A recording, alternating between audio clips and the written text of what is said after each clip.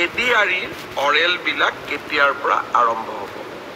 আপোনালোকে জানে যে ADREত বিশেষ কেইটামান পৰীক্ষা অনুষ্ঠিত হৈছিল প্ৰথম আছিল গ্ৰেড 3 ড্ৰাইভাৰ ষ্টেনো আৰু ইলেক্ট্ৰিচিয়ান অৰ্থাৎ APDCLৰ কাৰণে আজি আমি সিদ্ধান্ত লৈছো যে গ্ৰেড 3ৰ কাৰণে কম্পিউটাৰ টেষ্ট ড্ৰাইভাৰৰ কাৰণে ড্ৰাইভিং টেষ্ট ষ্টেনোৰ কাৰণে ষ্টেনোৰ ব্যৱহাৰিক টেষ্ট আৰু ইলেক্ট্ৰিচিয়ানৰ কাৰণে ইলেক্ট্ৰিচিয়ানৰ স্কিল পৰীক্ষা কৰাৰ যিটো পৰ্যায় তাক আমি 15 জুনৰ পৰা আৰম্ভ কৰিম আৰু এই সমগ্ৰ ব্যৱস্থা আমি এটা মাহৰ ভিতৰতে সম্পূৰ্ণ কৰিম ঠিক তেনেকৈ চতুৰ্থ বৰ্গৰ পৰীক্ষাত পাছ কৰা প্ৰাৰ্থীসকলৰো অৰেল আমি 15 জুনৰ পৰা আৰম্ভ কৰিম আমি এটা মাহৰ ভিতৰতে সম্পূৰ্ণ কৰিম ঠিক তেনেকৈ চতুৰ্থ বৰ্গৰ পৰীক্ষাত পাছ কৰা প্ৰাৰ্থীসকলৰো অৰেল আমি 15 জুনৰ পৰা আৰম্ভ কৰিম আৰু এমাহৰ ভিতৰত ইয়াক আমি সম্পূৰ্ণ কৰিম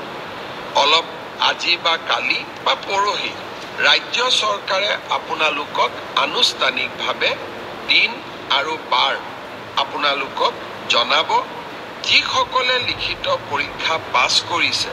তেওঁলোকে এতিয়া কম্পিউটাৰ টেষ্ট ড্ৰাইভিং টেষ্ট বা স্কিল টেষ্ট বা মৌখিক পৰীক্ষাৰ কাৰণে তেওঁলোকে যেন সাজু হয় 15 জুনৰ পৰা এই প্ৰক্ৰিয়া